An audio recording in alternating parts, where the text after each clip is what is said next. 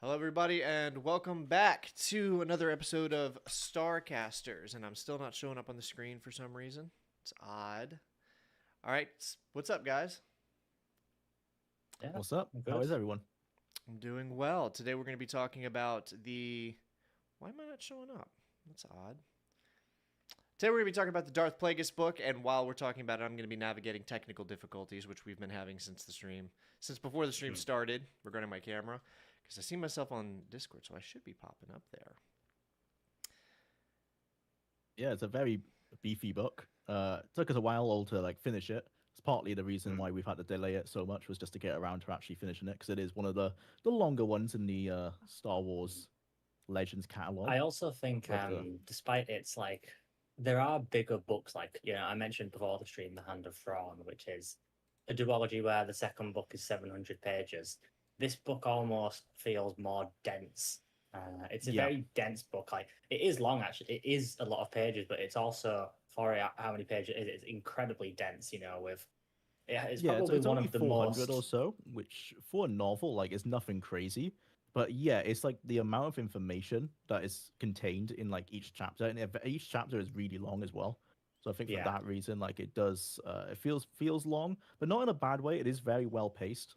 yeah. So Like it's it's funny. not I one of would those. It's not a struggle to get through in the same Yeah. way that some of the Kotor books were, like Yeah, I Deceived. was gonna say, as much as I was gonna say it was a chore, but I think a chore sounds negative. It was hard work. Yeah, it's not Enjoyable hard casual work. reading. No, it's very involved. Um, you Hmm. really have to think for this book. Some books I feel like, especially with an audio book, you can just leave on while you do other things, listen to in and out a little bit. This is a Yeah. book that you need to pay full attention to the whole time. Yeah, no, I think you would miss quite a lot. I mean, when Evan's done with his technical difficulties, he'll be able to weigh in on that because I think he read it quite a lot of it through the audiobook, and I don't know how involved he was in listening to that. But I found because it's so dialogue heavy and it's very like politics heavy. Yeah, you had to like pay attention, otherwise you would there would be characters introduced and you'll be like, wait, what's going on? Like, who's this guy? Yeah, and speaking of the political angle of the book, I think it obviously plays very well into the prequels, mainly the Phantom Menace. But I think because of that, it's great because if you love the Phantom Menace or you love the prequels, you're gonna absolutely adore that. But I actually think it's a case where even if you don't like it, say if you are someone that does dislike the Phantom Menace, because there are people out there that still do, And and they're it's not wrong. my favorite Star Wars film. It's my least favorite of George's, although I still think it's pretty good. Um, you'll probably appreciate it even more for having read I Darth think it Plagueis because strengthens it the film. adds, yeah, it adds so much. And it's I again, watched the it's not a film case. again after reading the book, and it does actually change how you view the film because Mm, about the third act of the book actually takes place during the Phantom Menace, but from the side of the Sith. So you kind of get a play by play of what's happening in the background, and it does change. Like when you're watching the film, thinking like what's going on in the background, it really does strengthen it. mm. And I think Star Wars, the expanded universe specifically, is very special because it got to do stories before and after the films and tell, its own epic stories and add to the lore in its own way. But I think what makes Darth Plagueis special is it does what any tie-in book should do because it is a tie-in to the prequels.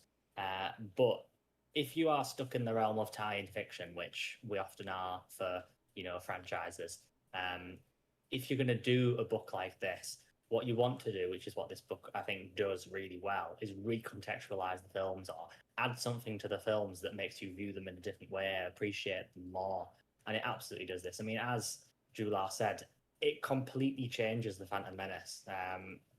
You start to think about some of the more, the Sith machinations that led to the film, the stuff that was happening while the film was going on. It completely changes the experience. Yeah.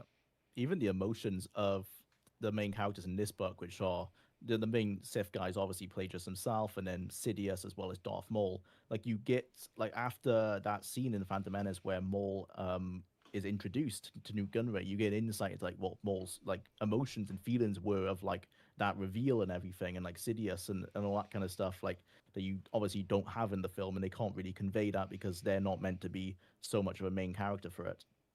I think as well, speaking of the lore, um, if you are an EU fan or someone interested in the EU, I think one of the interesting things is a lot of the ground covered in this book has been recovered by canon trying to do similar stories, where Maul came from, some of the backstory to Plagueis, a lot of this stuff has been covered in canon stuff. And I think if, like me, if you already know that stuff, you might be interested in seeing, the first take on it, the first time somebody tried it.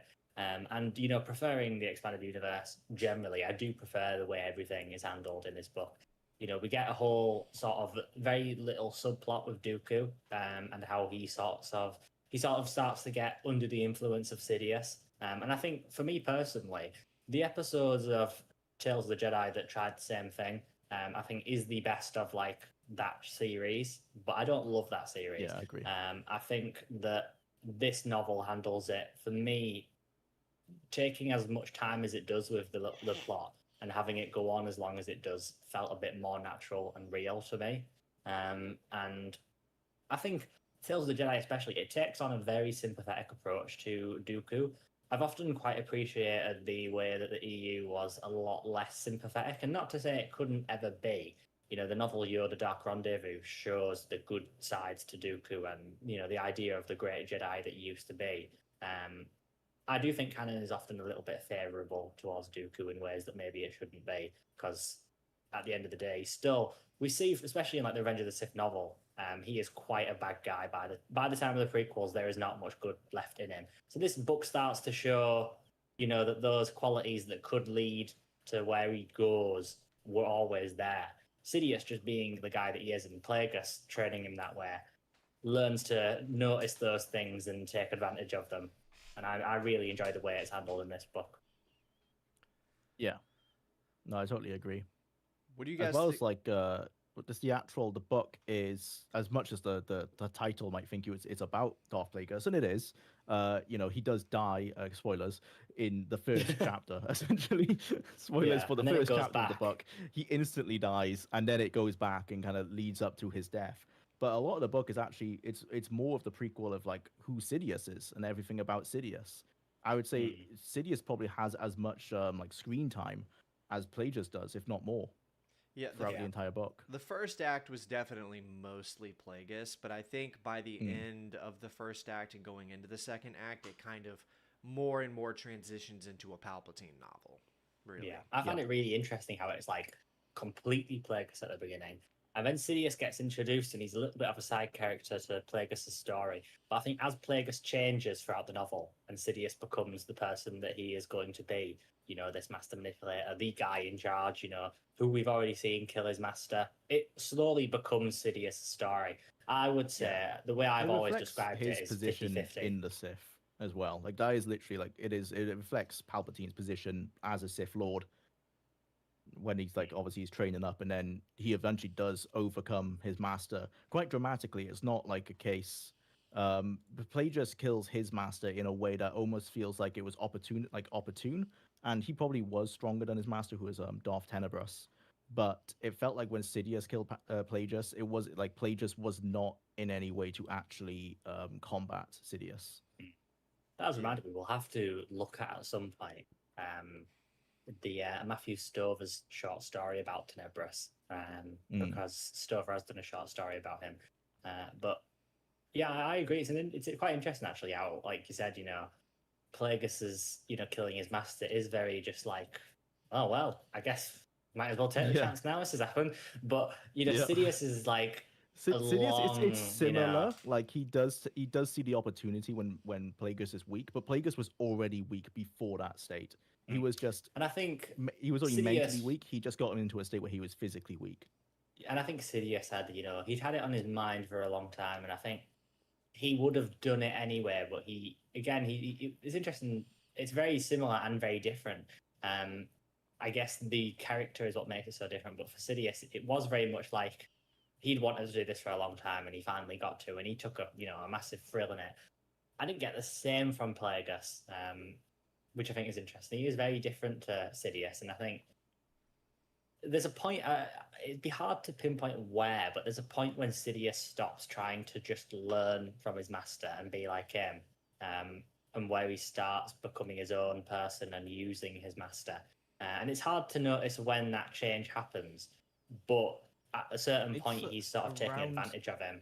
It's around the time when Plagueis refuses to teach him like the history of the Sith, and Sidious starts like seeking out the holocrons himself. I think that's around the point where he's kind of like done with Plagueis at that point. He's done with Plagueis' style of like the rule of two, like, no, I have to teach you slowly, I can't teach you too fast. Like, he just gets annoyed at how long that takes. It doesn't help that obviously humans, they don't have all the years in the world to wait for that. Yeah. I think as well at some point Sidious sort of thinks, I can learn it myself. At some point he just sort of thinks that, if I can just kill him and figure it out myself. I don't need him to teach me. Which I think is actually probably one of the reasons the rule of two, it's shocking it worked. Because as much as the idea is that they grow beyond your power and become better and then take your place, I don't think it's often the case. I think the only time where that's really been the case that we've seen is in the Darth Bane trilogy, where, Zana triumphs over Bane, becomes stronger and better than him. And I was really surprised with that book, especially. It's undoubtable that Zana is better than Bane when she kills him, which you would have never thought would happen after the first two books, but that's the point of that story. I think that would only work with Bane's apprentice, but I think almost the rule of two gets more perverted as time goes on. And by the this history point, shows that, because they literally just, the Sith go dark for like a period of time. Like, even to this day, like in Legends, if you look at the legends, like the lineage of the Sith, there's just hundreds of years where no idea what's going on because they're just so underground. I think it's supposed to be after Bane 1,000 years. It's 1,000 years apiece. I don't, as much as I think Bane, he wanted them to wait. I don't think he wanted them to wait 1,000 years to do anything. I don't think that was the plan. 1,000 years. But I think, like I said, it shows, he wanted it to be the apprentice outgrows the master and takes his place. By the time of Sidious killing Plagueis, Plagueis has lost his way. Sidious isn't as knowledgeable as Plagueis, but Plagueis has just grown weak, and Sidious just sort of casts him aside. And you sort of think that knowledge has been lost in that. Event. Literally, like, Plagueis was on the cusp of learning true immortality, and then Sidious kills him, and he never actually learns like how to do it. The type of it just makes immortality that that Sidious knows, they knew at the start of the book. Like, Plagueis is aware of conscious transfer. Like, it's vitiate the Emperor from the SWTOR game. Like, he already knew about that. So the Sith had known about that for thousands of years, but that wasn't what Plagueis considered immortality. It makes you think how much could have been lost other than that over the generations. How much stuff the Sith could have learned and then forgotten. And I think there's a point to be made. And when you look at the Old Republic, people often talk about the battles look so epic in the Old Republic, the Force powers seem so crazy. I think that comes down to two things. One, the Jedi aren't at war anymore. The Jedi do not show off. They don't need to learn these enormous, massive powers to defeat people, because they don't need them. We're in an age now where we can just solve things with diplomacy. Who needs great big force powers? But the Sith, you don't need. I think they lose it over time. Yeah, the Sith over time, they get worse and worse and worse. Which I think, again, it kind of shows how flawed Darth Bane's philosophy was. If Darth Bane had done something else, he might have been able to breed a generation of Sith that could defeat the Jedi, but his ways don't ultimately last and don't ultimately work. One of the things about Plagueis and taking out Darth Tenebris, and how that in a way parallels Palpatine eventually killing Plagueis, that I like so much, is I think Star Wars is often at its strongest when it takes advantage of the philosophies of the light side and the dark side to kind of parallel real world ideas that we do. And the thing about the dark side is it often is kind of a way to show, like, this is the bad way to do it. This is the way you don't go about it. And what we saw in the early book is Tenebris already wanted to abolish the rule of two. Tenebris did not want to keep it. And he told Plagueis about it. But Plagueis still took advantage to kill Tenebris when he could, because he said, okay, but I will not, I want to abolish the rule too, but I want to be the one to do it, not you. And then he thought that would not happen to him. So it's a very do as I say, not as I do when it comes to Palpatine, because he's like, I didn't uphold the thing I thought should be done, but I want you to. Whereas the Jedi are very lead by example. A Jedi would say, I will do it so that you will see it be done. Whereas Plagueis said, I'm not going to abide by it because I'm going to kill you, but then I'm going to hope I don't get killed by my Padawan or apprentice, Yeah. whatever. Yeah. Mm-hmm. Just shows Yeah, how backfired on them big time. yeah, it just shows how flawed they are. We all love the Sith and we like to big them up, but the whole point is that they are wrong. And Yeah, the whole point is that they're they're bad. It's yeah, like when and they are bad. They're wrong. They are in many ways idiotic. They're blinded by arrogance, and all of the emotions that make them what they are is what makes them weak. they're relatable because they give us an opportunity to see played out like the worst parts of ourselves. It's like when Chris Avellone in an interview said Kreia, in his opinion, is obviously wrong. She is in the wrong, but she's my favorite character still because she plays out a complex idea of what being wrong in a certain way looks like. Like obviously, nobody is arguing that the Sith aren't wrong, but it's so compelling to see what it looks like when it's played out, and that's why we relate to them and like them. But it serves as a reminder, she's you know, compelling why. because you understand why the Sith are so compelling, why people fall to the dark side, because she is literally so charismatic that you start being like, well, maybe she is right, and that's how they work. Is that that's how they get people on their side? And it's very similar with Plagueis in the book. I think there were a lot of times where he said things that, as the reader, you're like, well, that's a good point, you know? Yeah. And it makes people think as well, you know, how we often, in the face of something we don't like for example, you know, it's like you think, you know, if you have a job or you're at school and someone above you, it happens throughout all our lives, annoys you and you think, oh, I wish they'd die or something like that, you know. And obviously you don't mean that, but that's sort of how the Sith work, is like, you know, they disagree with the Jedi, so it's like, all right, let's kill them, all.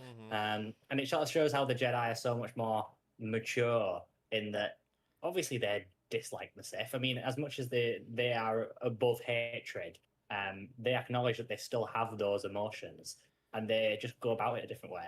It shows, you know, in a very extreme example, why it is better to forgive and why it is better to be patient and do all of the right things, because you inspire other people to do those as well.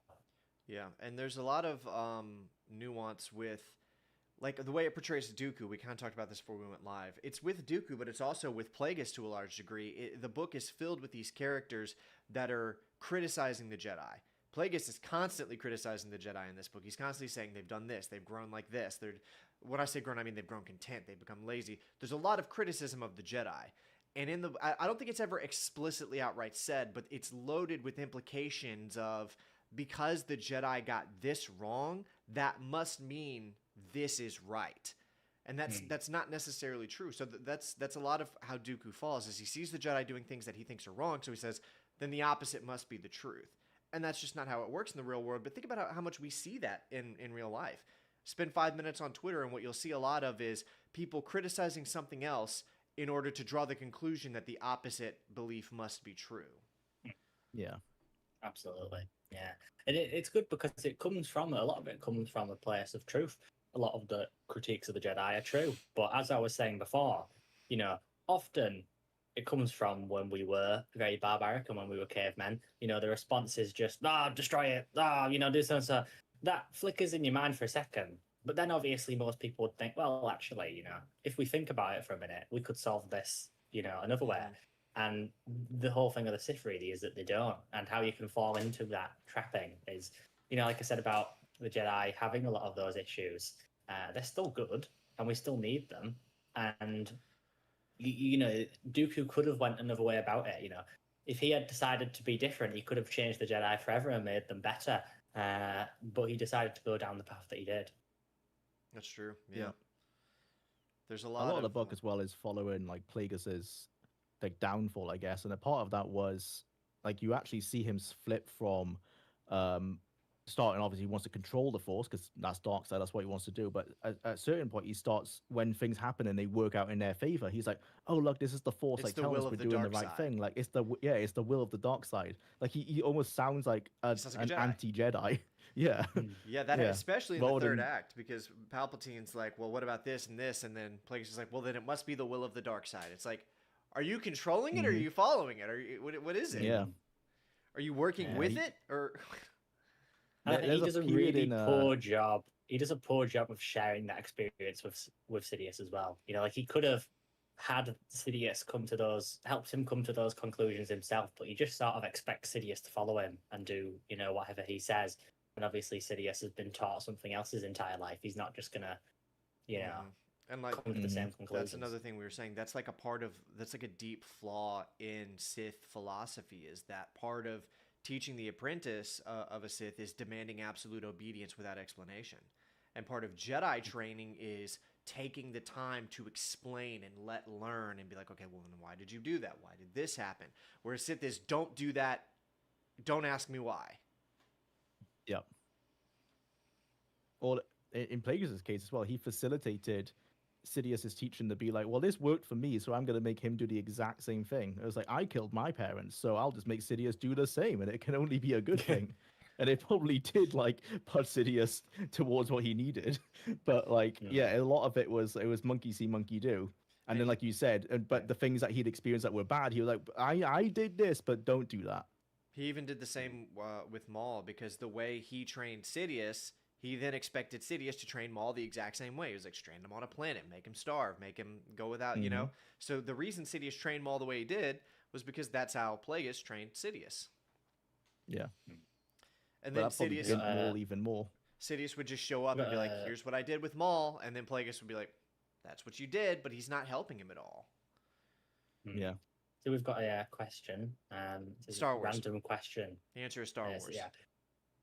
It's not close. As a fan of both, I would say Star Wars. I mean, you don't have anything like some of the stuff that's in Star Wars.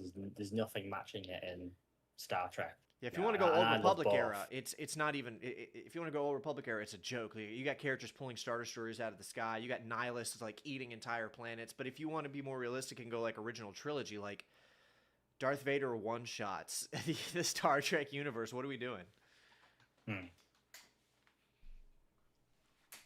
I've not actually experienced enough Star Trek material to give a fair conclusion between the 2 I've only watched the Star Trek movies. My brother's a big and I've fan. heard the TV shows are a lot I'm better. now a massive fan. I'm in the middle of Deep Space Nine. I've watched all of the Next Generation. I've watched loads of the original series and most of the films. I would still say, I mean, as much I love Star Trek, and I think they would put up a good fight depending on who they fight because they're very clever. Well, to be fair, I don't know. This person's brought up. There's a character called Q who's basically a god. He can do anything. I don't think he'd want to though. I think honestly, he would be more amused to see how humans fight, like Darth Vader. And he probably, for example, there's an episode. They introduce the villains, the Borg. Q, he takes the Enterprise, throws them off to where the Borg are, and then makes them try fight them until they realize they can't and beg for his help. And then he, just sends them away. He would just enjoy watching them fight. I think he would put them on a ship with Darth Vader and have a laugh at watching them try beat him. Nah, bro. Han That's the fan solos fiction. Then the, the Star Trek entirety universe. of Star Wars is actually just him messing around. He set it all up. He has a reputation on various planets and cultures for messing with people and just ruining it. That gets loads of people killed as well. But there's no I don't think he'd Star have the Trek motivation. that could even tackle Greedo. Like, this isn't a conversation. No one could tackle any of the the random background characters. Ben Quadinaros handles Star Trek universe. It's not. Speaking of Star Trek, though, there was like a Star Trek storyline in this book where they had, and it was kind of just forgotten about afterwards, but like Plagueis was kind of like building up this little Sith society on this primitive planet he'd found. That was just where like every 30 years they drop down and they slaughter a bunch of the natives and then they disappear so that they'll be like formed in the society as a god. Like they'll see them as gods that come down, just kill most of our men and then go fuck off. And for the Sith, it's training, but for that planet, it is like a little societal training every often. That's a really interesting idea, though, isn't it? Yeah, I thought like, is he trying to build like a new Sith people? Is this part of like getting rid of the rule of two? Because he said like he wants like a race of people that follow the dark side, kind of like building a Carter in a way, I guess. That's the But worst thing then we we lost never know with, what happens to it because Sidious probably just forgets about them after he kills Plagueis, Yeah. and so He would that's have just loved the there was an idea for a while of doing a Sith species, I know, which is yeah. sort of part of the kind of. But obviously, George Lucas did not like that. The Sith and he species was made such them a not do it. hard-fought battle. Starting in the 90s, it was trying to go, and they finally forced Yeah. it in through the Old Republic to like, we're going to do Yeah. a Sith species. I think that's just because by the time George was not involved, but obviously that's what they wanted for MJO, and he said no. Absolutely no way. But that's what Plagueis I always wanted. liked the idea of the Sith species, like the Sithari, and like how that got their actual racial name got turned into like the Sith. Yeah, well, the thing about sci-fi and fantasy that I've noticed, it's why I'm like penning sort of a amateur sci-fi book right now, and I played around with the idea of having aliens early on, and the reason I decided not to because I realized in fantasy and in sci-fi, alien races just become reduced down to an expression of human characteristics. And it's the very same thing with Star Wars. The Sith are just an expression of aggressive human characteristics. That's all they are. Yeah. Yeah. I mean, it happens all the time. It's the only purpose they serve. It's in every unit. It's in Mass Effect. Yeah, almost every science fiction or fantasy universe of aliens, they become the something race. These are the. Yeah. It happens. To bring up Star Trek, it happens in Star Trek as well. There are times they divert it, which is one of the reasons. I think Star Wars and Star Trek especially both like to try point out that it's not always true, but it becomes a part of the culture. Star Trek, the Klingons are like, oh, what if humans got, spaceships and stuff, but they're still really barbaric and like war. It's just like characteristics of ourselves. Or if, something like the Borg is like the total opposite of humanity, remove all of humanity, which has been Vulcans, done as well. What if humans were smart?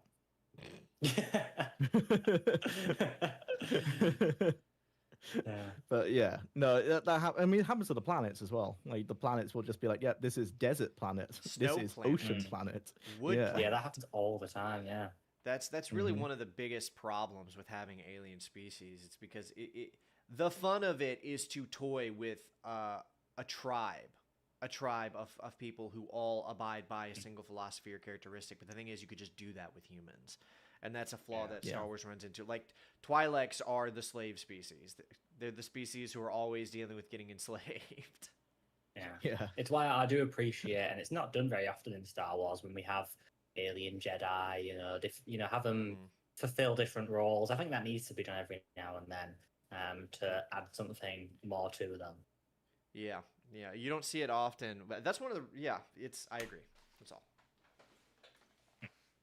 They need, when you come up with an alien species, I think often they need to be more than just the something species, as I said before. But it's just a big part of science fiction and fantasy. But it gets the reason I think that becomes a problem is because then you just have a human who looks and acts different. Like, you have to work so hard to make that alien race so distinct from humanity that it justifies the existence of the alien race without just being like, even Tolkien, I think, kind of started this with elves are this and dwarves are this, and they're just like reduced to a single characteristic.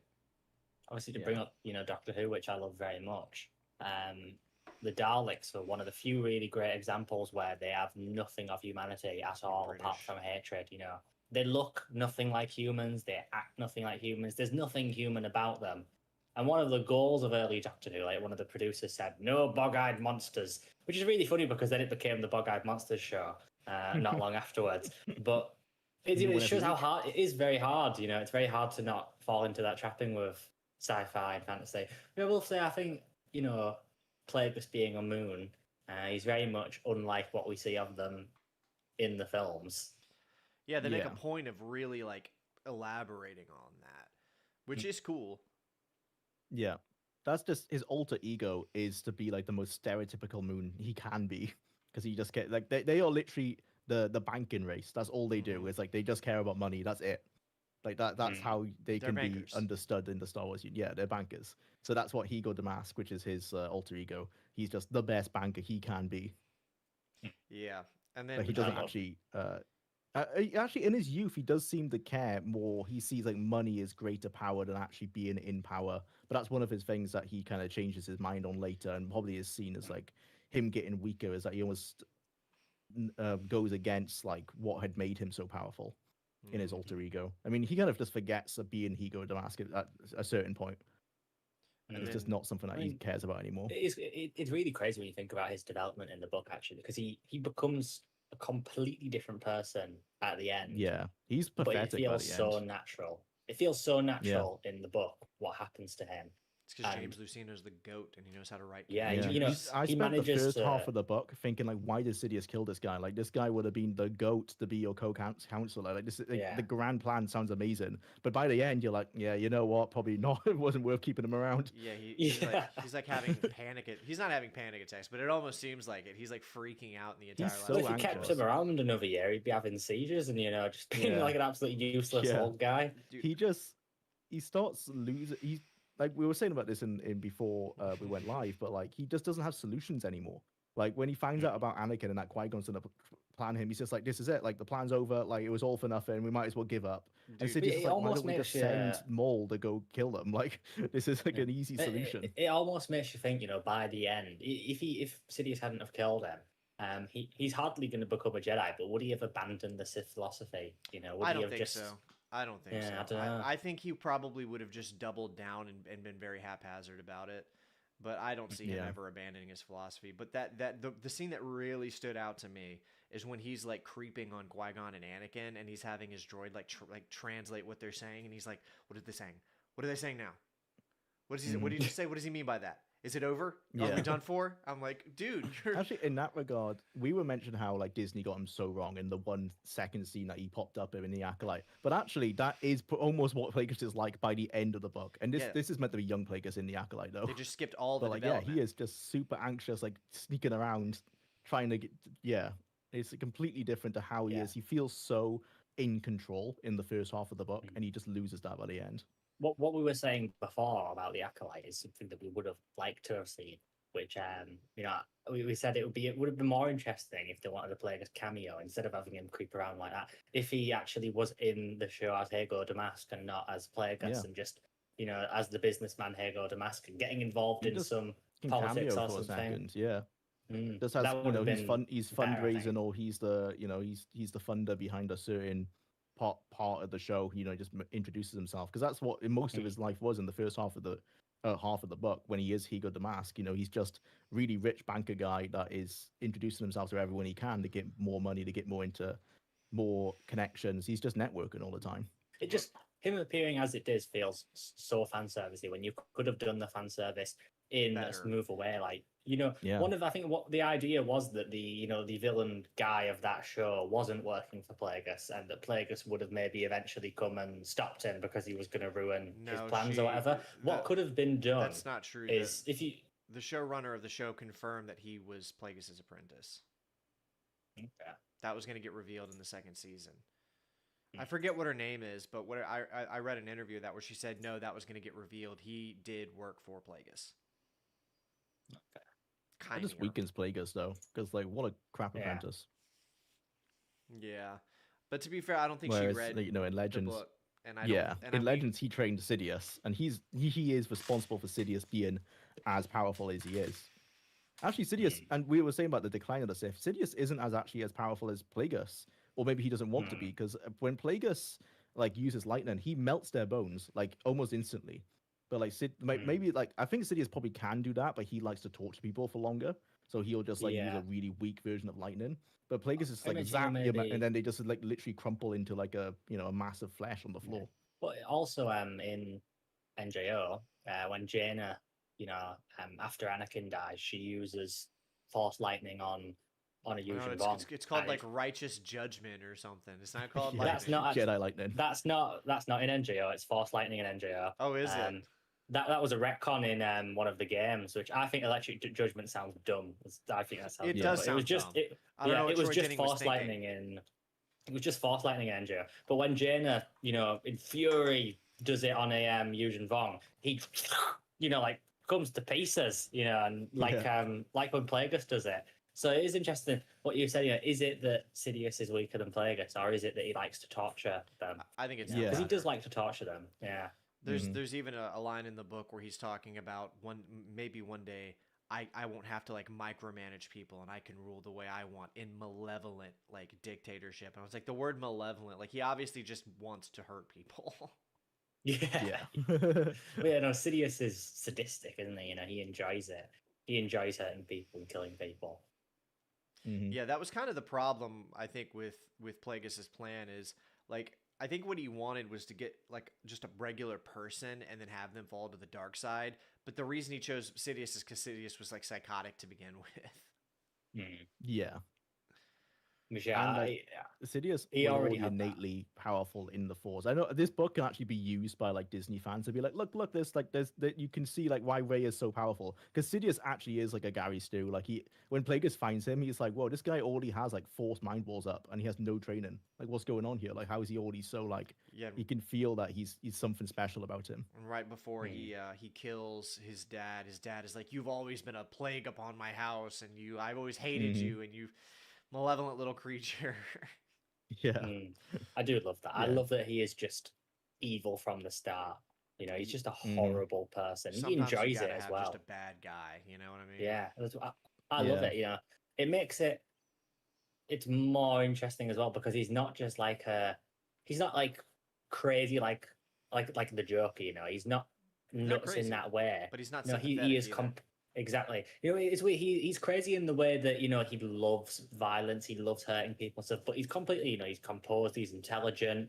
He's smart. He knows what he's doing, and he just enjoys it, which I love that.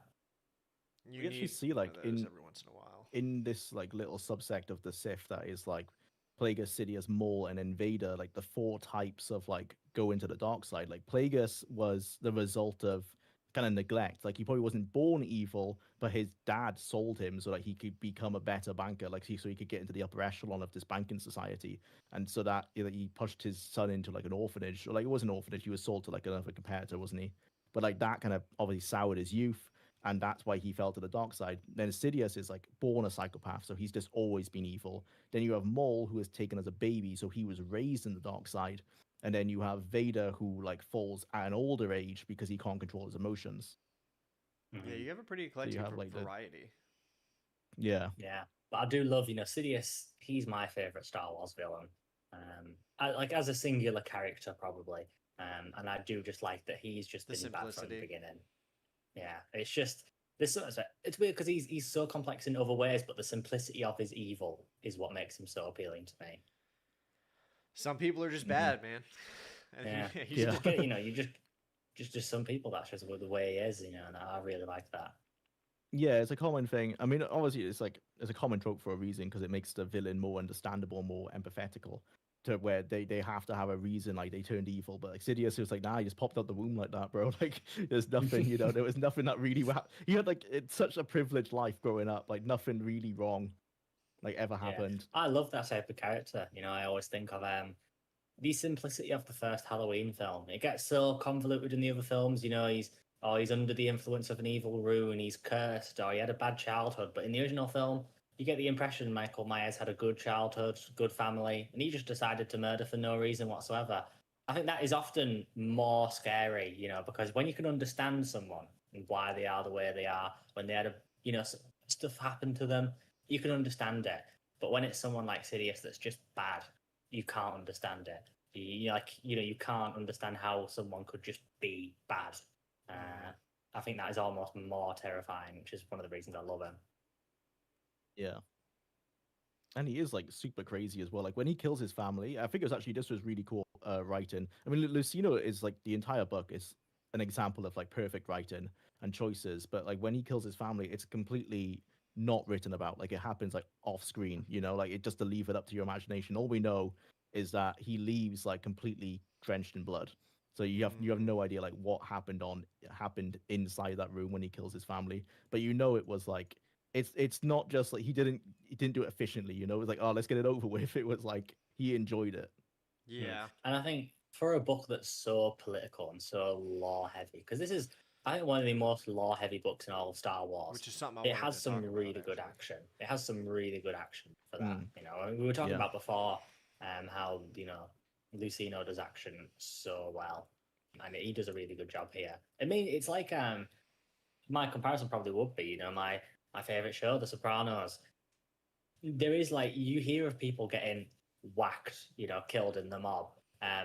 The whole of the first season, you don't see it happen until like the end of the first season, and because of that build up, and even then, when someone tries to whack Tony, it goes wrong. It's not exciting. Everybody misses their shots. And the car crash. It's terrible. It's like the least exciting thing ever. But because you've had all that build up, it feels so real and so exciting.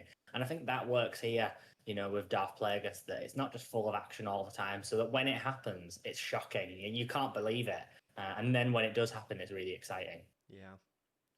Yeah, I agree. One of the things that really, really stood out to me about the writing in Plagueis is Lucino's just exceptional ability to interweave his story into the universe in such a connective way. So I like when stories connect to stories in like a really cohesive way and build upon the lore and canon and stuff. And a lot of people that I talk to about that are like, oh, so you just want like fan service member berries. You just want them to like mention things. It's like, that's cheap. I'm like, no, I really don't want that. I don't like when that happens a lot. And it just sucks that I feel like I have to choose between this story is disconnected from the rest of the IP and has nothing to do with it, or we're going to like stuff fan service in your face without meaning. It's like, why do I have to choose between those two whenever clearly there is a third option where James Lucino can mention things like Nihilus and Scion. He can mention things like Malik and Revan just here and there, but it matters to the plot and it matters to the story of how he's explaining and describing. There's so many references. I mean, the Bando Gora and Kamari Vosa, all of that is relegated specifically to the Star Wars Bounty Hunter game. And being a game that I broke down in an hour-long video, I know that game super well. I know the lore. He describes the setup for that game. He describes lacing the Death Sticks and Malastare, and Kamari Vosa and the Bando Gora come up a lot, and that's all just stuff for that game. So he's connecting to that game in a way that edifies that game and makes it more enjoyable to play without just throwing fan service at it. It's just so good. And I haven't really seen very many instances of an author who relishes in the opportunity to expand upon and connect his story into the larger universe.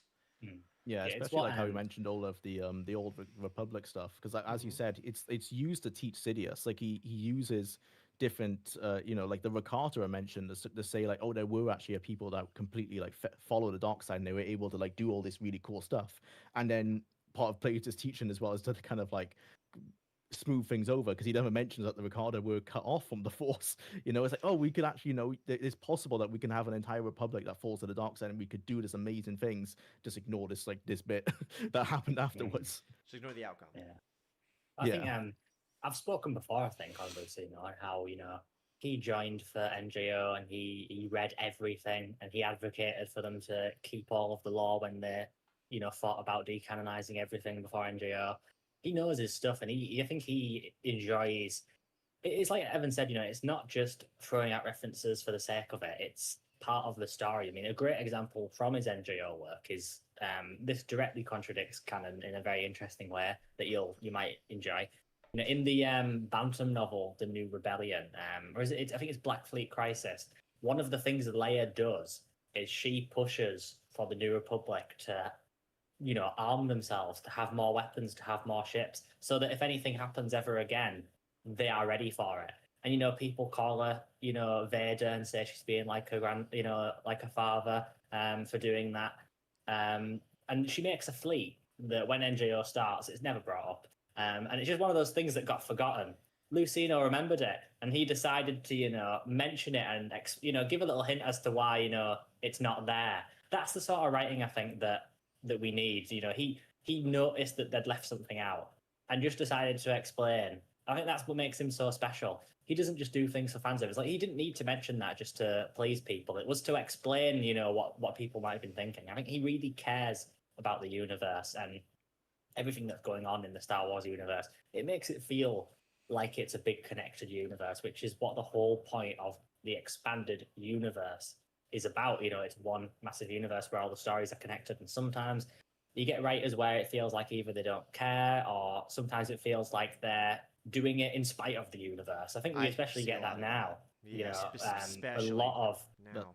Yeah, we get a lot of that now, where it's I'm making this thing in spite of the universe that I'm telling the story in. Lucino loves that universe, even parts of it that he may not like or agree with. He loves being part of that universe. Even as much as he was very against, Legacy of the Force, and he didn't want anything to do with it. When he made the novel Millennium Falcon, which is set during that period, he still weaved all that stuff in and talked about it. You can tell, even when he's not 100% on board with everything, he puts in the effort to make it all work together. And that's why I think he's a really special writer and my favorite in Star Wars. It feels like he rewards you for having read more Legend stuff than maybe is healthy to have done so. Like there's a section in this where the Black Sun are brought up, because then he goes on that they are involved in a second assassination attempt on Hago Damask, and then they need to get rid of them. So that he sends Maul off to deal with the Black Sun, and that's the comic book that we reviewed like a few weeks ago. It's also the Shadowhunter novel. It's both. Yeah.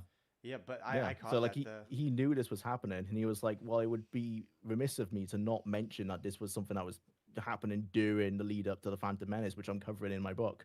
So I need to send Maul off to do that at some point. So I might as well tie in the Black Sun. He also mentions Prince Shizor from Shadows of the Empire, which caught me off guard. Yeah. Well, one of the things I don't know for sure because I've not read it, but Evan, I think, is it your favorite, of the prequel novels that Lucino did, the other one before this? I've heard that Plagueis complements that book very well. They tie together super well. The difference is Cloak of Deception was written like right alongside the Phantom Menace, so it came out. So it is very much a lead into the Phantom Menace, and Plagueis is like the dark side counterpart. So if you read those, it's they're happening, particularly the last half of, because Cloak of Deception takes place all right before the Phantom Menace, and most of Plagueis takes place like 20 years before. Like we get that 20-year time jump like in the beginning of the third act, I think. But Plagueis is very much so like the other half of Cloak of Deception. If you read both of those, you're getting the entire story, I think. But because that's from the light side perspective, and also the Nebula Front are a big part of that, which Nebula Front gets mentioned in Plagueis. So speaking of, actually, some sort of slight news is that I don't know if you've known, the Essential Legends collection edition of Labyrinth of Evil and the Cloak of Deception are out at the minute. They've just released very recently. I probably will. So get those Cloak books of are getting physically. Yeah, I would like to get that and read it because I've not read it yet. Oh, dude, it's so good. Maybe we should do that. I don't know if we've chosen what to do next, but that is very much so the other half of Plagueis. Yeah, I'm definitely interested in that. I like it a little bit more, but that's just because I'm a Qui-Gon fanboy. So and that book is like, it has a lot of Qui-Gon in it. So well, I think it would be interesting to do more like prequel era stuff because that's not my expertise in the novels. I'd like to do some Stover at some point as well. I'm sure people would be interested in Matthew Stover's work. Like Qui-Gon felt like up until there was a scene where he's important that we talked about with Plagueis' anxiety. Qui-Gon did feel like he was a name drop at one point, but also he needed to be there because it was like it's Dooku and Qui-Gon, and this is like way before the Phantom Menace. And it felt like, well, Qui-Gon has to be there because he's the he's the Padawan. He ties. But at that point, I did make a note being like, that's just like, it felt like a name drop, but it makes sense because then later on he obviously does come back into the plot. More importantly, and I like how Plagueis is like, which Jedi? And it's like, oh, it's Qui-Gon and his Princess Obi-Wan. He's like, great, Qui-Gon. That's the one I don't want to deal with because he's so unlike like the other Jedi. The worst one. They gave me the Maverick to deal with. Yeah,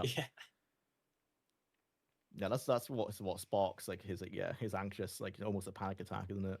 When he finds out that.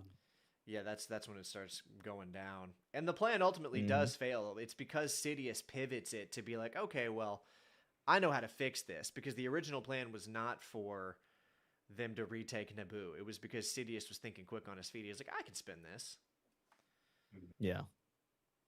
The entire Phantom Menace part of the book, you realize like everything was going wrong in the background, and it's just them trying to fix it.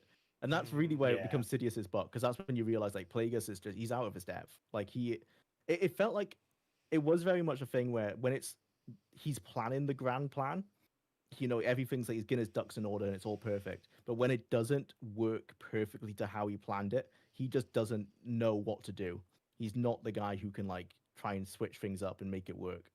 I'll tell you what, I got the feeling of because this has happened to me in things before where I get good at something and I'm like, okay, I'm gonna leave this here, and then I go and I focus on doing a different thing for like several months, and then when I go back to do the other thing, I'm like, wow, I used to be way better at this. The feeling I got was that Plagueis was so good at planning and manipulating and dealing with politics and policies, but in that 20-year gap where he like reclused and put all of his focus on eternal life, I think he lost a lot of his sharp edge for dealing with those things because he relegated so much of it to Sidious. So that near the end, when he came back, he's like, I don't really remember what I'm doing now. I've spent all of this time like force research. Mm-hmm. And for nothing in the end. All for naught. Yeah. Well, no, because even Palpatine, if he was on the cusp of Palpatine comes back in Rise of Skywalker. Yeah, but they already knew how to do that. Yeah, it's true. Well, no, this dark science only the Sith knew. Yeah. Well, that's true. Maybe only they knew about it, but he knew immediately. Like, nah, that's trash. That's not the real immortality. Yeah.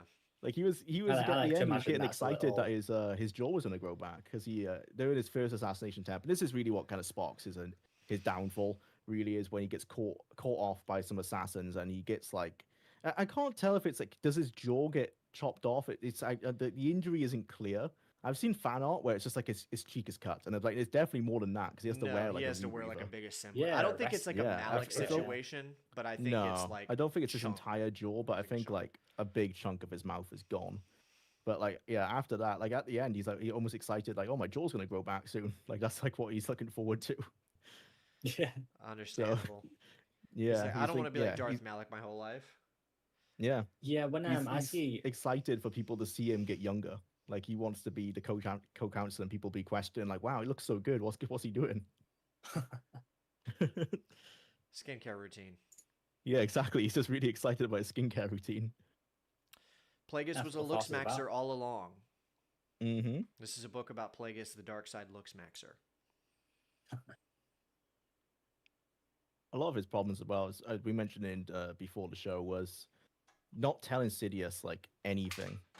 Yeah. So Sidious wasn't aware that Plagueis wanted to end the rule of two and kind of introduce more Sith. He wasn't aware that he wanted to make Sidious immortal. So for this 20-year gap where Plagueis kind of recluses and he's trying to figure out immortality and become like youthful again, Sidious kind of thinks like, oh, this is his master trying to get more power, trying to live forever, trying to outlast me. But Plagueis is actually thinking like, no, I want Sidious to be immortal alongside me. We're going to do this together. But he never tells Sidious this. And I do think it kind of mirrors, that's sort of what happens with Bane and Xana. Bane starts planning and he thinks that his apprentice Xana is not strong enough to beat him and that she doesn't want to beat him. But really, she's sort of thinking the whole time, is he trying to be immortal? Like, and what Bane is trying to do is he starts realizing, he thinks, oh, Xana's not strong enough. I'm going to have to be immortal and train another apprentice that will be strong enough. But she's now thinking, that he's changed and that he's not who he was. And they're both thinking the wrong thing. Obviously, she ends up, she does beat him and she is stronger than him. And he's proud of her for that. But he almost learn to communicate. So they just told each other things. Sith, that's the big problem. If they just talked about their feelings, everything would be all right. And then they might even find they don't want to be Sith anymore. No, yeah. A therapist. They need a Sith therapist, really. Exactly. But that was a lot of the book was the grooming, wasn't it, of Sidious? And you kind of see like you find like how Sidious groomed Anakin was like he learned from Plagueis how to groom, because Plagueis like teaches him he ingratiates Sidious when he finds out that Sidious really likes speeders, and then you realize like, oh, that's probably one of the things that him and Anakin were really close on, was like the latest speeder and that kind of stuff, because obviously Anakin's like a really big pilot. It makes me think though that's another way that Sidious triumphed against Plagueis, in that I think Sidious had a lot more work to do when corrupting Anakin than Plagueis had to do with Sidious. For Sidious, he was already quite bad, but Yeah. Anakin. He didn't have Anakin to has his turn Sidious. He just had to bring Sidious out of his shell. Yeah, because Anakin, he may have his bad qualities, but he was a good guy and he was a nice kid who he wanted to do the right thing and he wanted to help people, and that's what he twists. He twists those good qualities into bad. Well, for Sidious, he only ever really wanted the bad things. Yeah. So I mean, that shows, Well, he in said, another way like that straight away, like we like part of your grand plan should be a dictatorship. And Plagueis is like, nah, people don't like to be forced to do what they want to do. Like we gotta make it look like democracy. And obviously Sidious just flips that and be like, I'll follow your plan for the first bit, and then I'll immediately become a dictator. Plagueis is like, I don't want that. I don't want to pretend to be a democracy. I just want to. Yeah. I just want to rule. I want them to know that I'm the emperor of them. I really wish we could have gotten Lucino's Emperor novel, his Sidious book. It would have been nice. That would have been fire. It would have been interesting to see the treatment. Like we said about how Plagueis is the protagonist until Sidious is the protagonist. We could have had like Lucino doing Sidious as the protagonist until Vader is the protagonist. In the original trilogy. Because that was the idea, that it was going to be during The Empire Strikes Back. Yeah, that's what I was thinking. Just imagine a book that edifies Empire Strikes Back in the same way that Plagueis does with The Phantom Menace. Because it recontextualizes so much The Phantom Menace that when you rewatch, you're like, oh yeah, kind of in the back of my mind, I know that like Plagueis is doing this. Imagine rewatching Empire, but being like knowing so much more of what's going on with Sidious throughout that. I don't want that to happen unless it's James Lucino doing it though. Like I don't want a Palpatine novel. I want Lucino to. I believe. I mentioned before we started this, but I believe that's part of the reason why Lucino stopped writing for Star Wars, because, as you know, he did continue in canon for a little bit. He did a Rogue One novel, and Tarkin released for canon. That was written for the EU, but he adjusted it for canon, and then he wrote Rogue One for canon. He wanted to do that Sidious book in Empire Strikes Back, and he was told no. And I think that's probably part of why he stopped, writing Star Wars books, because he knew he wasn't going to be able to do what he wanted to do anymore, which is such a shame. Because as you said, recontextualizing The Empire Strikes Back, that'd be that fire. So good, yeah. It'd be we already know that Vader has a change of heart to some degree when he learns of Luke, because you see that when he meets Luke again in Revenge of in Return of the Jedi, he's immediately like, hey, you should like join me. Like it would be cool to see more of that, like what the behind of it, because I don't think that was suddenly like something he just thought of in the moment in the sixth film. I think that's probably something Vader was thinking in the background, being like, hey, maybe there's something here.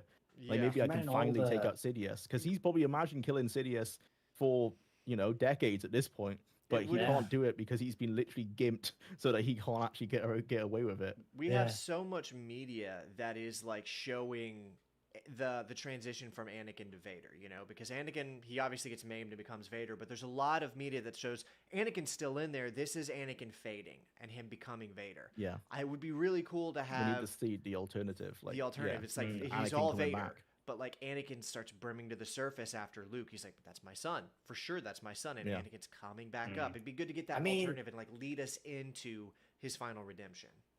In the canon comics, there's a really good scene when he finds out, about Luke Skywalker, and he's standing in his Star Destroyer, and he cracks the glass. That's a great scene. But imagine in the novel getting the version of him finding out that Luke is his son, because we would have got to see exactly what he was thinking. And I can just imagine, his entire world would shatter in that moment. He has spent so long as Vader that at that point there's no Anakin anymore. Anakin's completely gone. Because and then suddenly you could just imagine Anakin come back into it in that moment. Decades thinking he killed his children. It's also suddenly it's a lifetime of I have nothing. It's a lifetime of I've lost everything. And then it's like, wait a second, I have something? I have Anakin, there's a piece of Padme alive? Yeah. You can just imagine, like I said, the Anakin in himself, he is Anakin, but he's tried to bury that person. Yeah. He's tried to bury it, and the truth is that it was, Vader is Anakin, but he's tried to bury who he used to be and change himself into someone else. And now imagine that moment of, I am still the same person. I still want these things. That would have been astounding, I think. It would also validate him because Sidious immediately lied when he said like, "Oh, you killed Padme," and he was like, "No, that can't be. Like, I felt she was alive." Like, he would immediately think like, "I knew I didn't fucking kill her." Like, he kind of did because Yeah, he broke her heart, but like, because he already but like, he already distrusts the Emperor by that point. yeah, But can you imagine the realization of, oh, he has been lying to me about everything from the beginning? yeah, And then, like, I would have loved scenes of him planning, revealing himself to Luke, and mm-hmm. imagine what he was thinking would happen instead of what did happen, and what he was thinking of them doing. Because he wanted Luke to join him. Can you imagine his little fantasies about him and Luke's empire and how he would reveal himself to Luke and all the things that they would do? It still would have been. I guess the plan would have still been to turn Luke to the dark side, because I don't think he was thinking like, "Oh, I'm gonna become light side again." No. Like, I think he knew like absolutely I've already committed to this like path already. But yeah, it was more about like, okay, we get rid of Sidious, we can have like, we can have our empire together. I think it would be Anakin from Revenge of the Sith. He's like, I can overthrow him. We can make things the way we want them to be. I think that had been stomped down, and he had just been like, I am subservient to the Vader, to Sidious as Vader. I must obey my master. I would like to see those kind of like thoughts coming back up. He's like, well, I could make things the way I want them to be. I wouldn't be as cruel as the Emperor. I would still be Emperor. I'd be Emperor Vader, but I wouldn't be as bad as him. I could make the universe better. I could, free slaves. I would like to see that kind of Anakin. He's like, I still want to do good, Sand. but and sand. I'll use the second Death Star. I'll blow up Tatooine, but that's it. Then I'll kind of like make things a little bit less cruel. Yeah. Yeah. That would have been so good, yeah. And just imagining all those like things. the justifications in his head for doing wrong things, like trying to re-justify them again is what I would like to have seen. Like I feel like by the time he was Vader in A New Hope, he'd be like, I'm evil, it's fine. But I would like to see those justifications start coming back. But it would have also some renewed vigor for him. He would have got a bit more life, and this is soda, like by you the said, way, I'm not drinking alcohol. But he would have thought, as you said, I can take over the Empire. He would have got an excitement and an energy into his beliefs, because I think by that point he's pretty dead inside Vader. He's not got much passion at all for a Sith, apart from his, obviously he's got that rage, but I think even then, the passion would have come it's back like forced to him. anger, I think, by the time of Empire. Yeah, I think he's pretty soulless at that point, and he doesn't have much to. Yeah, machine. I mean, really chill. All the times we see him in, by the time of Empire, he's a pretty chill guy actually. So as much as going through the motions. We critique the silliness of the Force Unleashed, but one thing I will give it credit for is you would understand why the Emperor would want to throw away Vader and get Starkiller as his apprentice, because he probably thinks, Vader's pretty dull now. He's pretty useless. And obviously then he wanted to throw Vader away for Luke in, Return of the Jedi. I think he sort of feels he's done with him. He wants Vader to be more powerful, but he can't make him more powerful because he's worried that Vader will take over. So it's like, he doesn't know what to do really. I feel like it's just 20 years of Vader. If Sidious was like, oh, we're gonna make your suit better, it's not gonna be weak to lightning anymore. First thing Vader's just gonna do is like, I'm gonna try and kill you immediately. But I think also Vader, up until Luke, I think Vader lost the want for that. In the other Lucino novel, Dark Lord, after becoming the Vader that Palpatine wants, Palpatine does offer to improve his suit, and Vader says no. And I think Vader just sort of accepted himself at that point as beneath him, that there's nothing he can do. He doesn't want to stop Palpatine. I think he just gives up. I think finding out he still has his son would have completely changed that. It's a good metaphor for I depression. think being told your entire life you're the chosen one, and then you lose to your master who you're meant to be better than, like when he lost to Obi-Wan, I think that just made him think like, fuck, maybe I'm not that good. Well, there's terms in psychology for like chasing the familiar, for like when you become familiar with like a really bad environment, like really bad like toxic tendencies, most people will actually go out of their way to protect those negative things in their life, even though it's hurting them and they know it's hurting them, because it's familiar. So like the thing with Vader has to have his flesh scrubbed to not have to do that anymore, to be as depressed and traumatized as he is. It is believable that he would go out of his way psychologically to protect those things, because they have become a part of his identity. They're the familiar. Yeah, if you are depressed and you're not going outside, you're not doing anything, you've got no motivation, a part of yourself. Like if your friends invite you to do something, but you're so depressed that you just want to stay inside. If you accept and go have fun with your friends, you're going to be better. But you get You don't want comfortable that. in that depression. To speak of Star Trek, I was literally right before this watched an episode where there's this whole culture We'll kick you off this podcast. I'm who kidding. there's this whole culture who are they've all got this disease that is killing them, and one of our characters is a doctor, and he comes and tries to cure them. But because they've all had this disease for so long, it's almost like they're comfortable with dying, and that they don't want his help, and they reject his help for a while. And I think people get comfortable in these negative environments. We get used to them, and Vader is a perfect case of that. He gets the worst thing ever. Like nothing that he wanted happens. He gets the absolute opposite of everything he tried for, and then he becomes the type of person that protects that. It's the one thing that the Obi-Wan show did that I liked was that, at the end when he says like, "Oh, you didn't kill Anakin Skywalker, I did." I like that that is too, like, actually. yeah, that's like him being like, I know I could probably, have got myself out of this at some point, but I don't want to. Yeah, and I think it's that little arrogant sort of, I'm not going to let Obi-Wan take credit for this.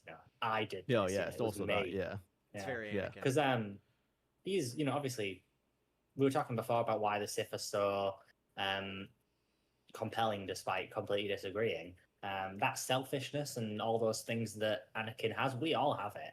It just, we deal with it better. We all get selfish. We all get jealous. We all desire things. It's a part of being human. And that's why the Sith are so compelling. And it's why Anakin is very compelling, even if, none of us may have acted like Anakin. We may not have done many of the things he's done, but we can totally understand I hope none of why. us have genocided kids. I might Well, have to rethink this podcast if someone's going to be like, time. All right, Hey, well. time to come clean. Yeah. Maybe not all of them. Yeah. So I Well, was no, in the the desert emotional a few aspect. months ago, and I came across a camp. But that's the In thing, the like, double digits range. How he was as a teenager, in Attack of the Clones, that is very similar to how a lot of teenagers are, even if not expressively outward. Internally, you might be thinking a lot of those things. Mm-hmm. A lot of those, like, just being super angry and all over the place. That's what people like me mean when we say the prequel trilogy is Shakespearean. I saw a guy be like, it's not Shakespearean. People aren't going, thou art doth. I'm like, that's not what it means. It means it's an exaggeration of characteristic attributes. So, yes, Anakin, the average teenager is not slaughtering a village of men, women, and children. That's not the point. But it is an exaggeration of the emotional feeling of like learning who you are and being angry and like dealing with boundaries being violated and violating your own boundaries and identity crisis. It's an exaggeration. It might be like if you got into a fight with your friend over a stupid argument and you hit them. That's the scaled up version to massacring a village. Well, yeah, because when you're an far. adult. Yeah, when you're an adult, you're not going to hit your friend over something. But when you're a teenager, I think going through puberty, that sort of stuff, happens the extreme. And then you have to think as well, Anakin's in an extreme position. He has extreme powers. Very extreme things happening to him as well that sort of push those emotions out even further. Yeah. Constantly being told he's the chosen one. And even when they say like, oh, you might you shouldn't keep on thinking that. It's like they won't deny it either. The equivalent is like a smart kid being put in like a gifted program. I've heard like lots of stories of that, like messing with kids' heads. Mm-hmm. Well, it's because they think they're gifted until you go to like say university where everyone is like more of a higher level of education anyway, and then you realize like, oh, amongst these people I'm just normal. But if you told your entire life you're above normal, and then you go to somewhere where you're now just the same. A very tame version. A very tame version of that for me, I suppose. I think we can all relate in some ways. I was very good at English literature in school, and I decided I'd take it at college, or sixth form, and I found so in my class it was like a pretty decent class, and I was quite good. So then I went to college, and everyone who took English was really good, and I was like average. And suddenly you go from feeling really clever to feeling really stupid, because suddenly I'm like, I'm doing okay, and everyone around me is doing great, because I'd really just took it because I needed another subject, and it was something that I was good at. And I found, well, maybe I wasn't good at it at a higher level. I still did decent, but now I wouldn't, if I wouldn't take it now, because it's not what I would want to do at such a high level. But you have to think of it, in more extreme scenarios, it can be like that. Yeah. Exactly.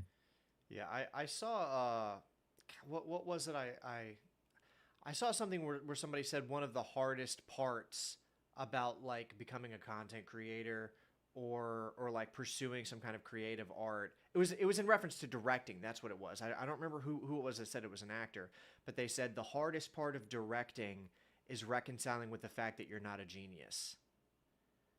Mm.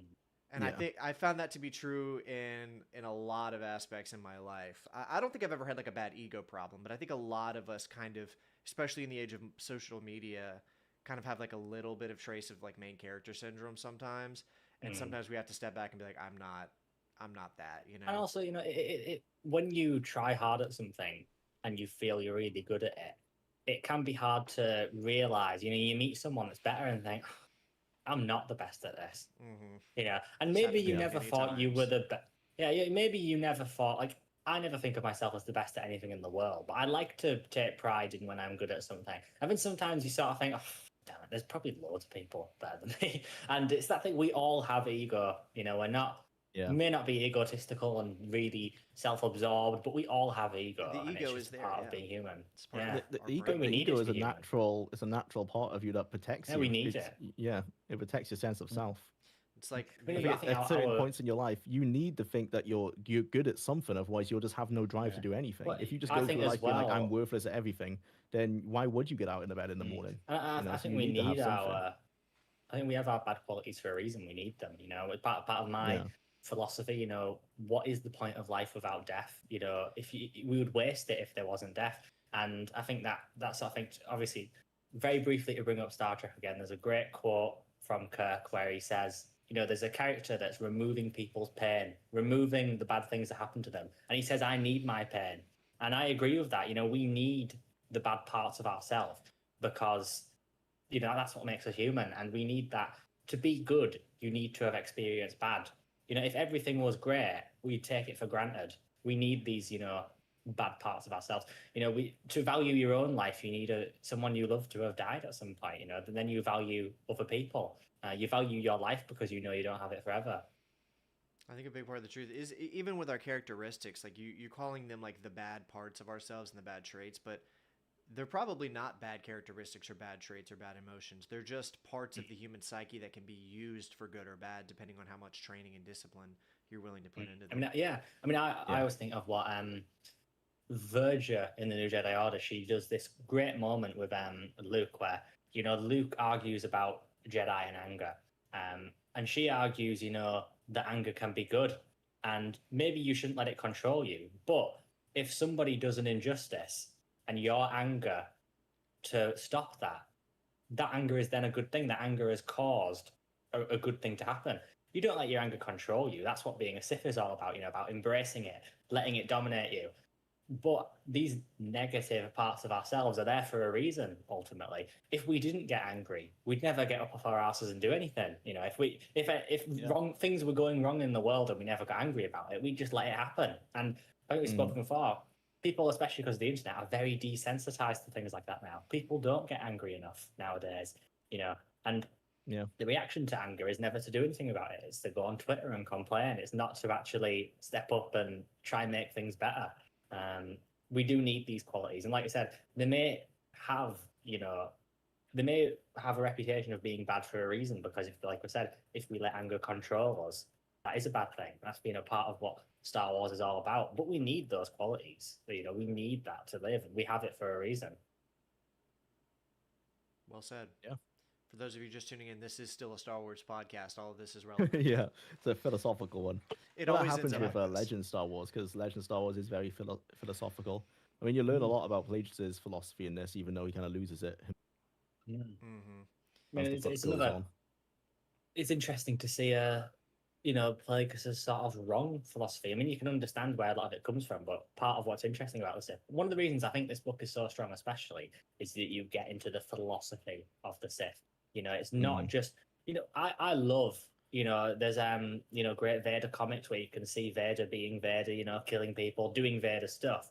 But the reason this book is special is it gets into the philosophy of the Sith, and to understand how they think, even if it's completely wrong. You can totally And it's see also where it that comes from. Plagueis wants to rule, but he, like Anakin, wants to do his. He wants his republic to be good. You know, he doesn't want to punish people or make them live in fear.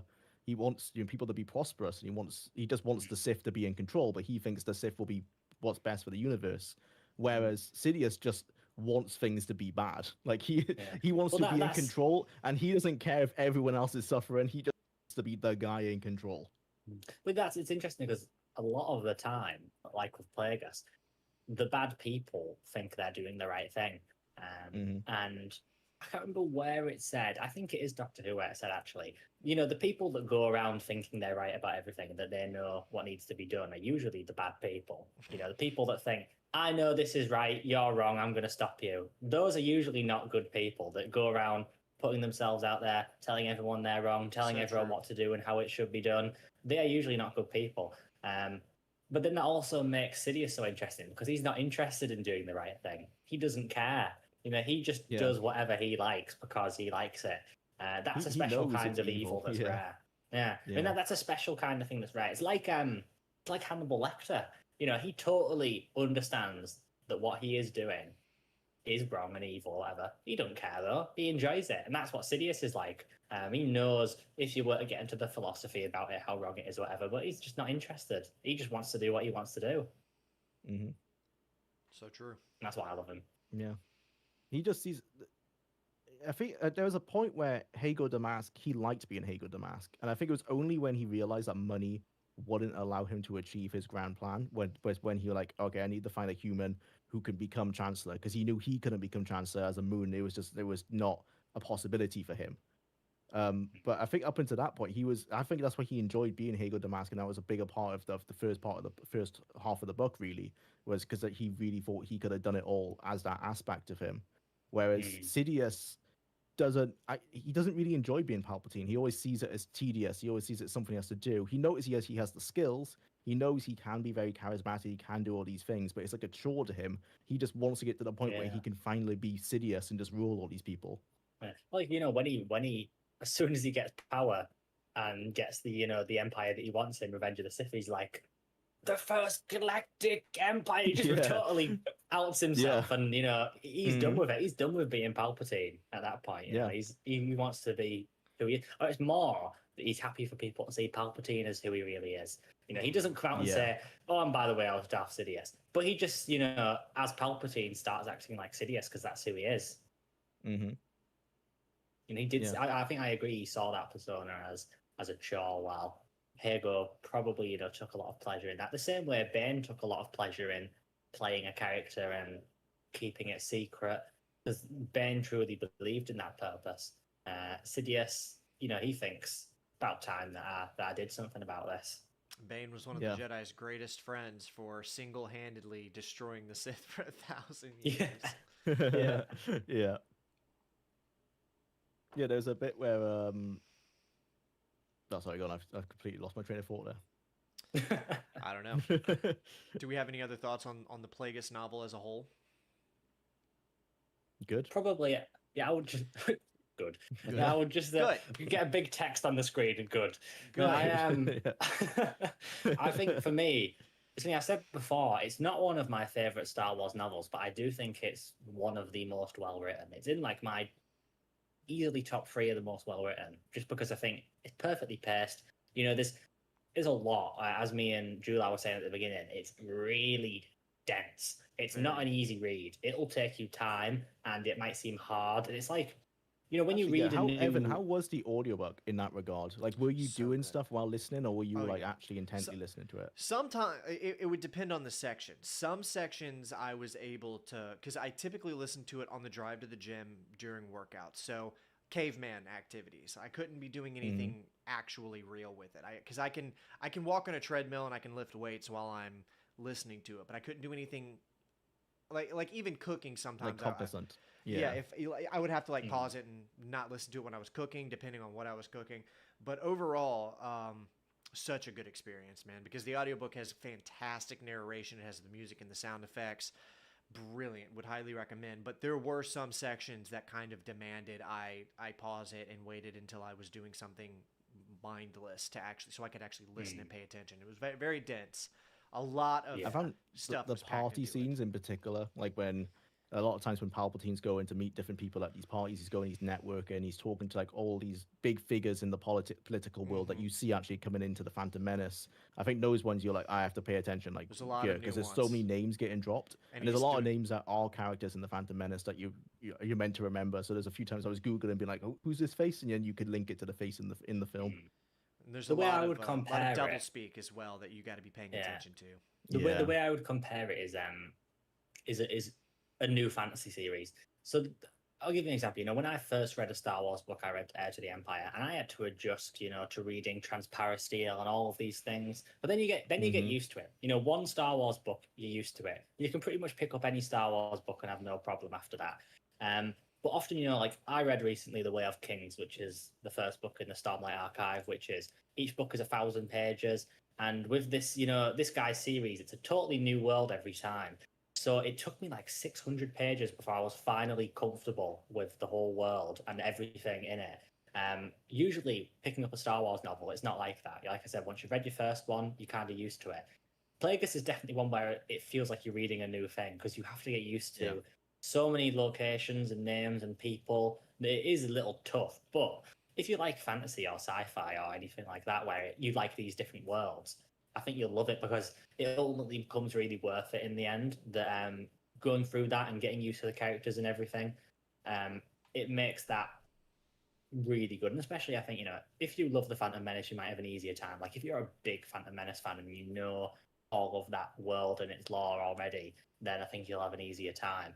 But if you enjoy, you know, fantasy and stuff, I think you will find that easy. But even if you're not into that sort of thing, if you like Star Wars, I think if you still read this book and give it some time, you know, don't rush through it. You know, take it all in. Eventually, a lot of the get new used stuff to it. as well. Like it is just normal like Georgisms anyway, so you won't throw you off. There's like a bit where, so Plagueis is really big into like the scientifically trying to understand how midichlorians work because he thinks that's what will bring him immortality. So he's like analyzing people's like their organs and stuff. So there's a lot of medical jargon, but a lot of it is just like renamed human stuff. So that instead of pituitary gland, it's lituitary gland and stuff like that. So like you know, there's a lot of stuff like that you'll be fine with. There's a data disk at one point that was being passed around. It's called a flimsy, which I think is meant to be like obviously parallel like a floppy disk. Yeah. So like stuff like that. So Yeah, they have it's not little different that. names for Yeah, everything. there's a lot of stuff like that. Like you'll understand what they're doing immediately. That's just a classic Yeah, like you George may naming even conventions. you may even get used to things. This is my favorite example. Slicing. You know, it's kind of Mhm. crazy. I think you're obviously supposed to think hacking, Yeah. slicing, hacking onto computer. For some reason, I accepted slicing as the same thing as hacking, and I didn't until like late 2025 pick up on slicing and hacking like being like a Like where the hacking name into came from. something.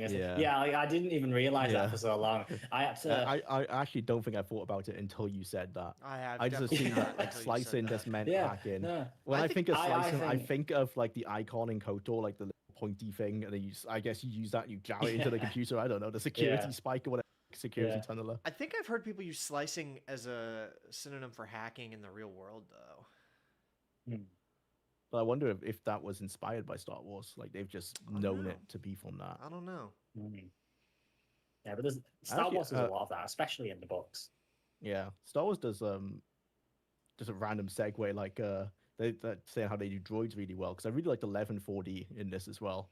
And not a lot of characterization for him as a droid, but I liked how like when he was used, especially on the it's in the first act. It's actually almost like one of the opening scenes on the Woebegone, which is like the first time you kind of learn that Plagueis is like a really badass Sith Lord. And you see Plagueis slaughter the crew from the eyes of 1140, and I thought that was like a really cool like narrative choice. Yeah, Lucino likes his droids. Another, NJO mention. There's a little subplot that didn't go as far as I think Lucino wanted it to go. He writes into Agents of Chaos where, when the war is really bad, things seem, really bad. C-3PO suddenly realizes he considers himself alive and he likes living and that he doesn't want to die and that he's scared.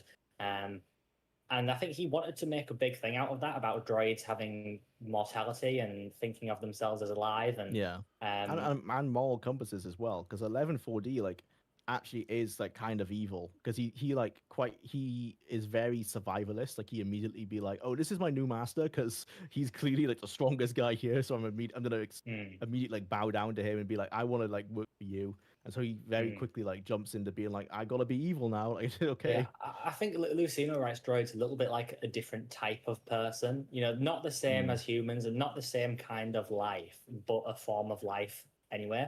You know, like not the type that can be sensed through the Force, or not the type that could use the Force, but a sort of life, because in a way, technology, you know, is life, even if it's not the same as our kind of life. And I think Lucino wanted to do more of that. I don't think he ever got the opportunity to, unfortunately, because, you know, like I said with NJO, it just has so much going on that I don't think you could fit that in. And then you couldn't really put it earlier, what he was thinking, because the whole point is that it would have to happen later and be like a development for the droids. But I think it still shows in his work, like this novel, the way he thinks of droids. I think Matthew Stover is similar. I won't spoil it because I think we might cover it at some point, but his book, Luke Skywalker in the Shadows of Mindor, has chapters from, I think it's one chapter from the perspective of R2D2, which I think is really interesting. And you get to see the way R2D2 thinks, which I thought was fascinating. I do like when they do stuff like that, because obviously droids in Star Wars are a bit different to, you know, robots in real life. They're very different in the way they are and act and think and programmed and everything. I really like anytime Lucino does droids. I do always think they're of what he might closer have been to able how to do. other BGO approaches cyborgs. Like they're a lot more human than you would think from a mechanical being. Okay. I was also thinking when you were talking about how Plagueis like struggles, like he almost, the way he sees the dark side almost feels like how a light side user sees the dark side. And I did think it's ironic in how seeing that a lot of his scientific testing on how to prolong life is actually through healing the beings that he's nearly killed. Like the first thing he does with the Woe Begone crew is like he actually like puts their bones back together and he fixes their wounds and everything. It's like if Plagueis didn't see it as below him, he probably would actually find his research so much easier to just use the light side. Yeah, probably. Because it's almost like I think of Sam Witwer when he talked about like when he was doing the meditation scene and he's forcing his lightsabers together and it's meant to be super tense and really difficult because Sith don't know how to meditate. They don't know how to do it calmly, and it would have been an easier task to do if he let the Force flow through him. Plagueis probably would have found it a lot easier in his research if he did let that happen rather than trying to force people to heal and force it ties into the whole thing we've talked about before of, you know, the Sith seek eternal life and don't get it, and then the Jedi don't seek eternal life and they do get it. It happens, yeah. Yeah, someone's commented saying, which I thought was interesting, you know, isn't it established in the law that the longer a droid goes between wipes, the more personality they develop? And what I would say to that I've seen that mentioned, I suppose yeah. I sort of think of it as like a baby. You know, when you're a baby, you learn by mimicking and watching other people, and as you're growing up, you learn to speak by copying people. I sort of think the same with droids. If you got wiped back to a baby every few years, obviously you just never develop that. Yeah, that part. I think droids, in a way, are programmed to copy people, to be more like them, to make them more comfortable. And I think as well, they're supposed to be a bit inhuman, because there's a whole thing of like humans are uncomfortable with robots that are too human, because we know they're not really human, and I think that makes us uncomfortable. But it also helps for them to share some human qualities. And I think the way I would interpret it is like R2D2, for example, he didn't get wiped for, you know, a long time.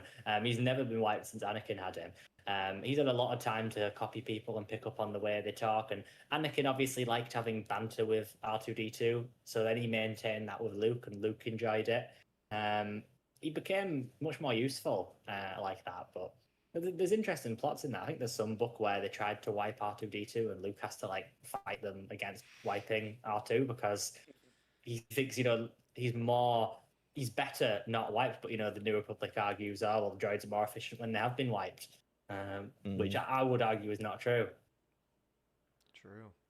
Well, back to more Plagueis. efficient, but yeah, maybe just not better at their jobs, because those can be different things. Like how you fit into the culture can be still part of your job. It's true. It's true. But to get back to Plagueis, we know where you stand on it, Gabriel, because you said you would consider it probably top 3 best Star Wars books ever written, but not really your favorite, just because it's very Yeah. politics heavy. It's a little bit of action. What about you, Jular? What are your final thoughts on Plagueis? I've not read as many of the Star Wars books as Gabe. That's kind of part of the reason we're doing this series. But for me, so far it is the best of the novels. But I put it separate to like the novellas that we're doing, because the novellas are obviously a different audience. I still read the Young Jedi series. Completely different books, like completely different situations and how you would read them and when you would read them. Like you can tackle Young Jedi like a chapter at a time before bed. Like I guess that's how some kids would have read it actually growing up.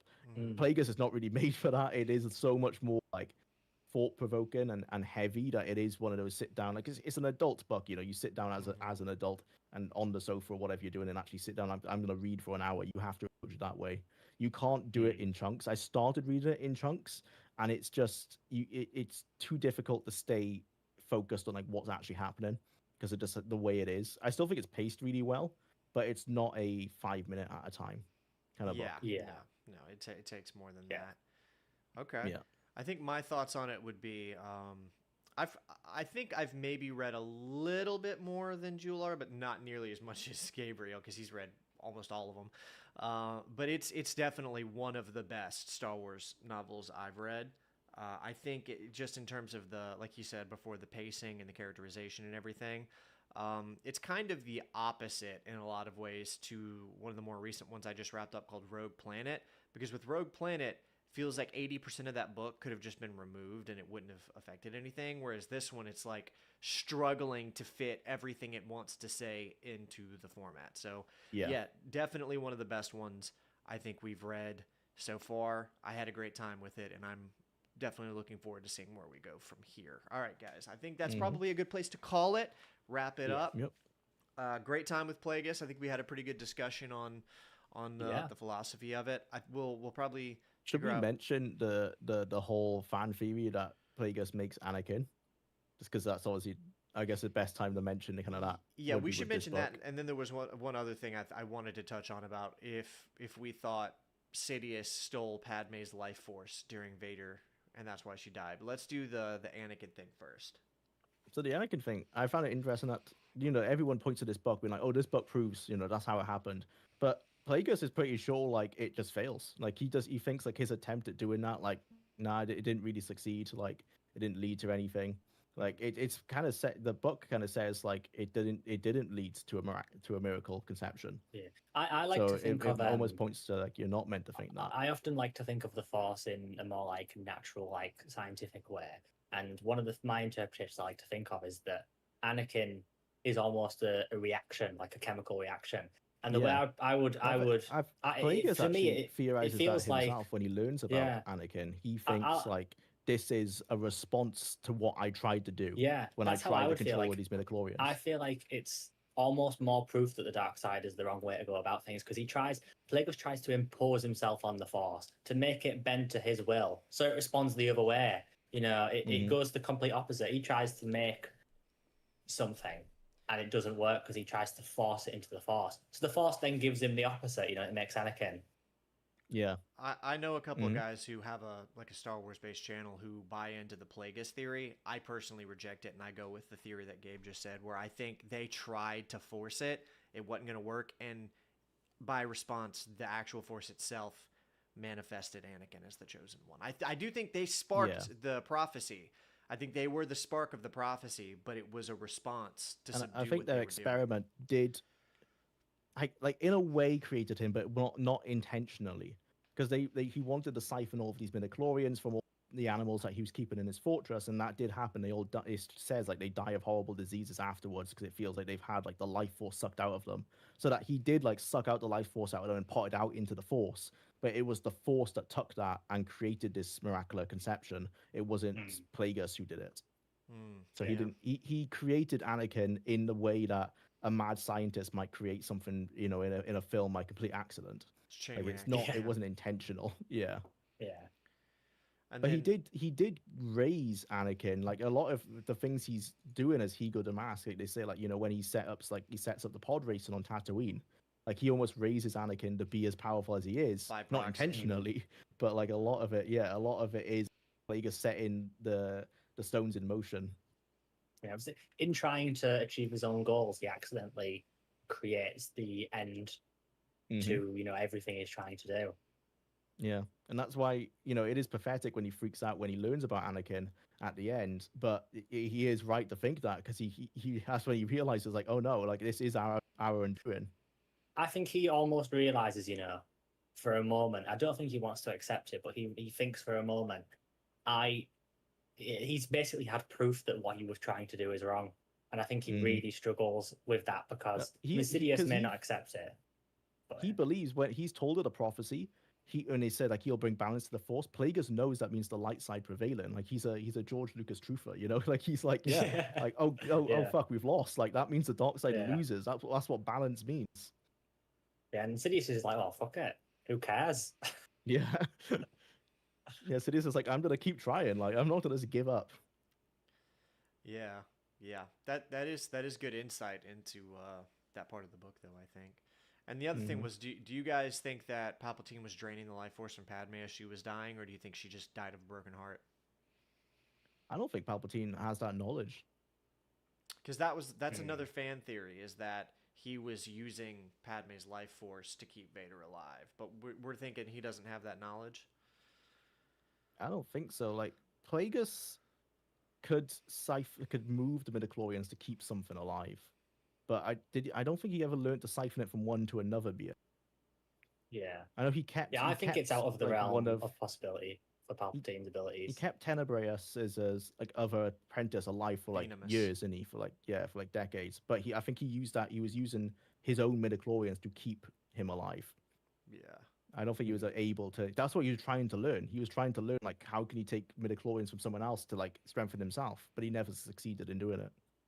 So I don't think Palpatine had that power, because if he did, Palpatine would have been more successful in creating his clones. But his clones sucked. I mean, even the Disney canon goes with his clones sucked. Like, his fingers are falling off. Like, yeah. So true. Yeah, I don't think he had that power. Okay. I agree. All right. Well, that's a good place to wrap it up. That was our episode talking about Star Wars Plagueis.